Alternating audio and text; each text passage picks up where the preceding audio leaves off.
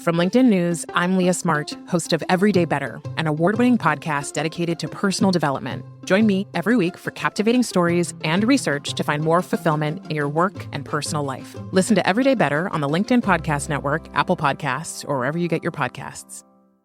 From LinkedIn News, I'm Jessie Hempel, host of the Hello Monday podcast. Start your week with the Hello Monday podcast. We'll navigate career pivots. We'll learn where happiness fits in. Listen to Hello Monday with me, Jessie Hempel, on the LinkedIn Podcast Network or wherever you get your podcasts. Hello, my friends, and welcome to another exciting episode of Negotiate Anything. Negotiate Anything is produced by the American Negotiation Institute, and with over 3 million downloads and listeners in over 180 countries, listeners just like you have made this the #1 negotiation podcast in the world. I'm Kwame Christian, and I'm the director of the American Negotiation Institute.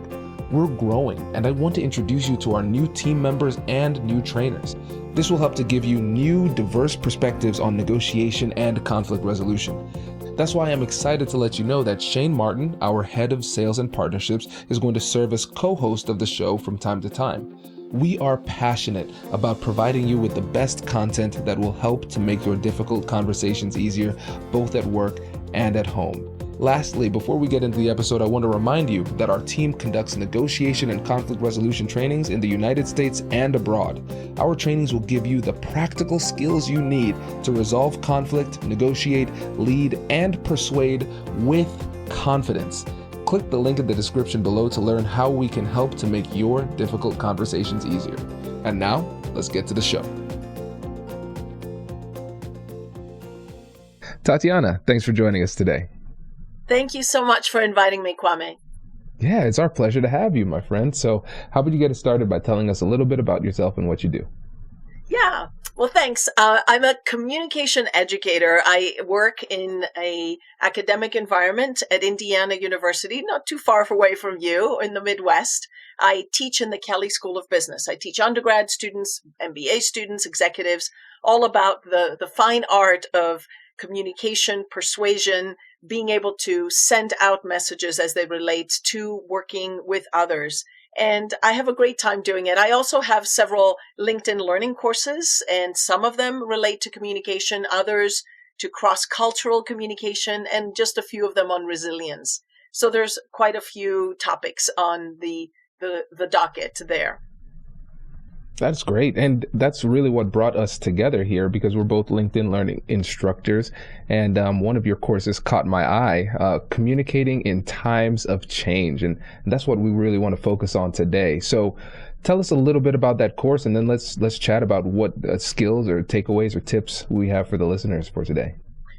I'm glad that caught your attention. It's one of my favorite courses, Kwame, because it's a skill that everyone needs at some point in their professional career, and it's specifically designed for middle-level managers. And kind of a fun fact about this course, my colleague Brenda Bailey-Hughes and I co-present this course. We had written all the scripts and designed them, and when we went to the studios, we realized that this was not a course that worked well with just a talking head. We kind of had to build a story around it. And if you watch the course, I am one of the protagonists, and she is the wise mentor or a person that I vent to in the workplace, because I'm the middle manager that has to communicate change, and I'm getting all sorts of pushback because initially I do it in the wrong way. I try to push it versus listening versus identifying the needs of the audience, and then eventually it all works well and it all ends well, but there's a lot of role playing, which I think makes it more interesting to follow. Yeah, absolutely. It's more engaging for the audience. And I love that with the course, you have the showing how people can do it the wrong way, because of course there's a right way, but there are so many wrong ways that can fail, that can lead you in the wrong direction. So based on your experience, when it comes to communicating in times of change, what are some of the biggest mistakes you've seen people make? I don't know where to begin. You and I probably could go on another hour off air talking about dramas that we've experienced in the work world. But I think a lot of times managers don't take the time to strategize when it comes to change. So they underestimate the emotional toll that change takes on people. So they may send out an email and say, we're changing this. And others may sit back and say, where did this come from? I was not informed. I've been here for so long. How come I don't know? So the one mistake would be not being strategic and rushing things.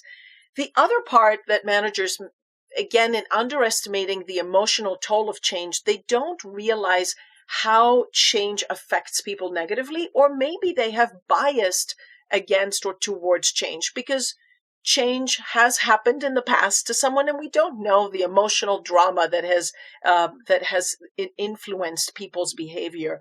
So without knowing that, or maybe without being empathetic and compassionate, as you say, quite often, they assume that this is a tactical approach. So they may be more tactical, and people's feelings get hurt because they were not listened to. Another mistake may be that managers at times may not be transparent or honest. If you have to communicate change to your staff, sometimes managers feel like, I'm going to just be the brave one and say, here's what we have to do. We've got to follow orders. It's coming from the top. It's okay for you to say, you know what? I'm struggling with this too. It's hard for me as well. So managers kind of feel like they have to put the shield of protection so they don't lose credibility. In what we say in the course, they really lose trust by not being transparent.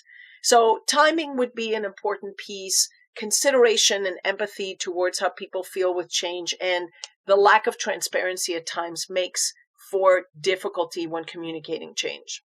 This is great. And I can hear some people listening and they say, listen, this sounds nice, Tatiana, but I'm in the real world. Things need to happen. They need to happen quickly. And I can't wait for people's emotions to get on board. And so that's why I'm so tactical and just moving quickly. And so people just need to get over it. So for those people who are in the audience who say, I don't have time for this, what do you have to say to them? Yeah, I can't tell you enough. You're investing in the long-term relationship. If this is a short-term relationship, if you're not going to deal with those people as much again, it's okay to say, hey, you know what? We're changing this. There's no baggage and there's no connections and attachments. But if this is your staff that you're working with in a long period of time, I'm not saying belabor this, but communicate and signal some way that this is important to you, that it's done right, and document or actually communicate that you've done a little bit of your research, you've talked to people. And change, sometimes I hear you that some people make everything a big drama piece. In the course, the example that we use is there's benefits changes in people's benefits packages. I used to work for human resources in our university for many years. And if you want to mess with anyone's benefits, that's when people get really, really uptight about that, right? So you have to decide as a manager, is this a small change or is this something that's bigger? You just strategize how you approach it. I wouldn't say you have to be this strategic with every change, but just really focus on the pieces that are important to people, which may not be important to you. Right. I think that's one of the biggest things when it comes to empathy is understanding how other people see, think, and feel about the situation. And then also appreciating that the way that you see, think, and feel about the situation could be completely different. And both of those perspectives are legitimate. And the thing is, when it comes to these difficult conversations and persuasion in general, it takes time. It takes time. And if you are trying to get people on board in a short period of time, then what often happens is you lose them. That's when emotions get inflamed and people take offense, and then you lose trust and credibility. But if you are intentional about recognizing, okay, there is a change on the horizon or a potential change on the horizon, you can start to have these strategic discussions beforehand, laying the foundation so it's not as jarring to the team as it otherwise could have been. Let me give you a good example. I have a group of MBA students that we just started a class yesterday, and we have 5 different clients in Greece. I'm originally from Greece, so I do a lot of courses that do consulting projects in Greece. So our MBA students have met the clients online. We've talked a lot about the projects. We're kicking off the class with the university last Friday announces no travel. So the students this week have their meetings with their clients. So they were going to, in the first meeting, tell the clients we're not traveling, but we're still going to do the projects. And I said, part of what I teach is cross-cultural communication. I said, stop the presses. And yesterday in class, I said, here is a fantastic opportunity to communicate change in a different culture, but still maintain the relationship. For me as the faculty, I want to have those clients for next year. So I want to make sure not to harm the relationship. So we did it in 3 steps. It takes longer. I sent messages to the clients who I know personally, and I said, lots of things are changing, and the university is making different announcements based on travel. Your team leaders are going to want to reach out to you. So I didn't say anything specific. Then the team leaders for each client project reached out and said, this was just announced. We're so sorry. We're continuing with the project, but we're not going to visit you in person. So then when they have their meetings, there's no surprises. And the change has been sort of warmed up. They've been promoted because in some of those meetings, there's more than one person. So they've had a chance to think about it. And that change doesn't hijack the whole meeting. But our students didn't think about that. They just thought that this would be just, we'll spend a little time talking about it and then we'll move on to the project discussion. And I said, you are going to lose them if you just drop this bomb in a meeting. You've got to be more diplomatic. And it worked out, thankfully. Yeah. Oh, this is great. This is great because I think this is a fantastic case study of how you are managing that communication and how you laid those breadcrumbs so it's not as jarring. So when you think about this in terms of strategy, let's extrapolate this in general to how we can navigate these difficult conversations about change in general. Based on that case study, what are some of the strategic principles that we should pull out? Does your company invest in professional development training? If you believe that your team would benefit from a negotiation workshop, all you need to do is go to our website, fill out the workshop request form, and then we'll set up a time to chat. These workshops are completely customizable and we've done them all around the country. Negotiation and conflict resolution skills are beneficial across all professions, but they're especially useful in procurement, purchasing, sales, sourcing, and contract management. Our calendar is filling up quickly and we even have some workshops scheduled for next year. If you think you might want one, I'd suggest reaching out soon so you don't miss out. Check out the link in the description to learn more. And now, back to the show.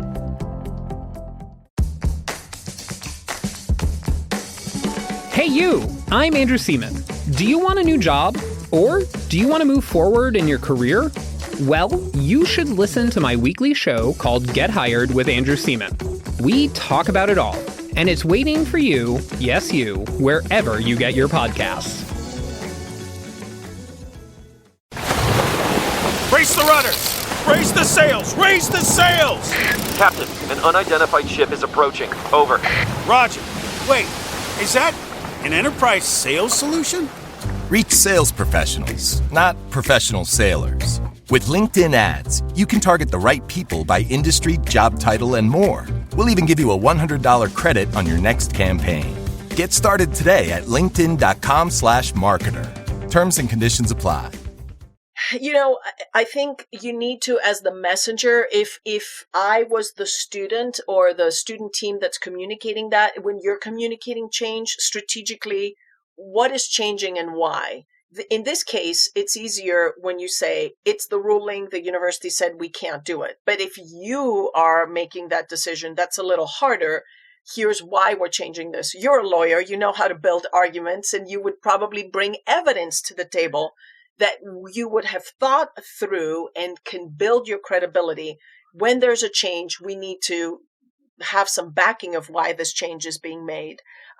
Also, when you're communicating change, another big principle is how does document or communicate, here's how I think this is going to affect you. Tell me what you think or how do you see it? And also how, or have thought through, how does this change or affect the person's performance? Because you're messing with how they do work some of the times, or are you changing the way their performance is measured? And how does that change how they see it? And then as a manager, are you providing any support during this change? I do think that the whole working from home and going back to work in the office is a brilliant example of how all of this is communicated not very well in some situations and very well in others. Managers could say, what's their problem? Why don't they want to come back to the office? That's the first thing that I wanted to do. Well, not everyone is the same, and others have found it to be more comfortable and maybe more, I would say, productive working from home. So it's not a quick shifts that you need to do. You've got to sell it and what's in it for them and how it affects them. So what's changing, why it's changing, how will that affect me? Think about that, and how does that change how you're being measured, and is there support? That's kind of what we talk about in the course as well. Oh, this is great. This is great. Leaders, I hope you are taking notes because this is a masterclass on managing change. And the thing that's really interesting about this is that the tools and techniques that you're giving in this interview, they are not overly complex or difficult to understand. They really just take more or less patience and intentionality. Yeah, absolutely. So patience from the standpoint of thinking of, are you going to email about it or text about it? What's your message going to be? Or what's the channel that you share with this? So the example that I shared with the international clients, I sent written messages, but the leaders of each team had a phone call with each of the companies. And then there was a Zoom meeting or whatever. They met online so they could see face to face. So we used all three channels along the way. This is great. And, this brings up an important point here, too, because we are in this hybrid work environment. A lot of our work is done virtually now. Yeah. So when we think about communicating these changes, let's say, for example, in a video call, or actually, let's take a step back and not just say in a video call, but understanding that we're not going to be face to face. What changes in the strategic approach to that interaction? The channel is important, and at times when you don't have to see the other person, sometimes don't underestimate just picking up the phone.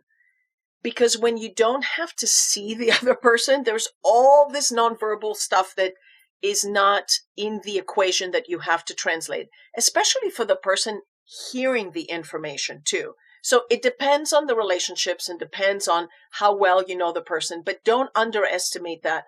Sometimes also I do think instead, and again, as a lawyer, you probably may disagree with me, where things have to be in writing so that we have documentation, but we don't underestimate leaving a message. Say, hey, Kwame, I want to talk to you about something when we meet next week. I've been thinking about this, and this.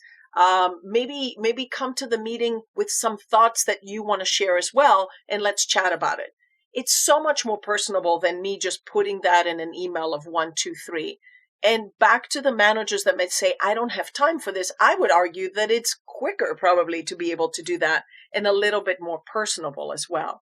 So at times it depends. If you're dealing with an email that has to be documented, that's necessary. A memo, maybe more formal.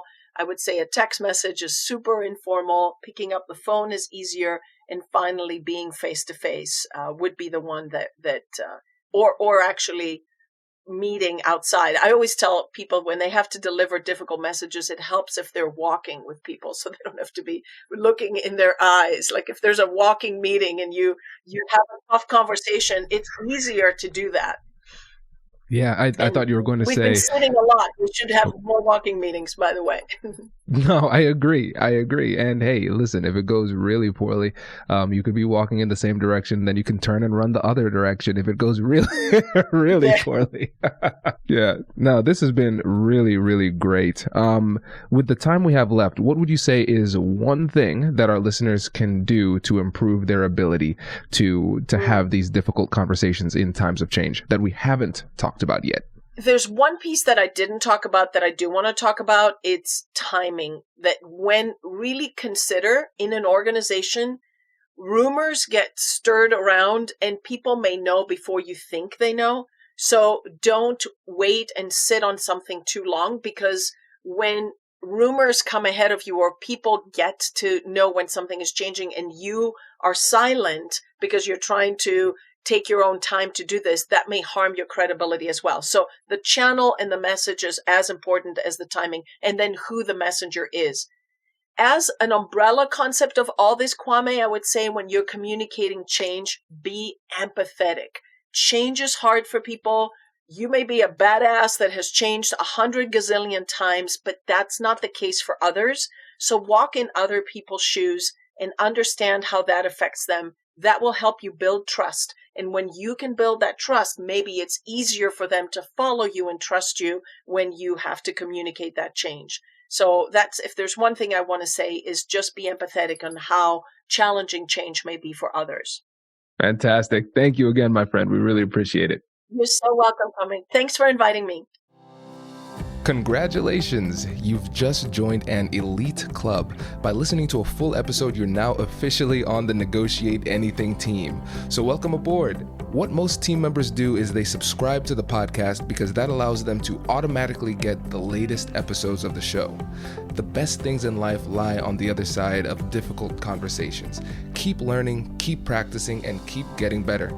Your relationships will improve, your career will soar, and you'll have the confidence you need to get the most out of these crucial conversations. Again, thank you for joining the team. We're excited to have you, and I will see you in the next episode. I'll catch you later.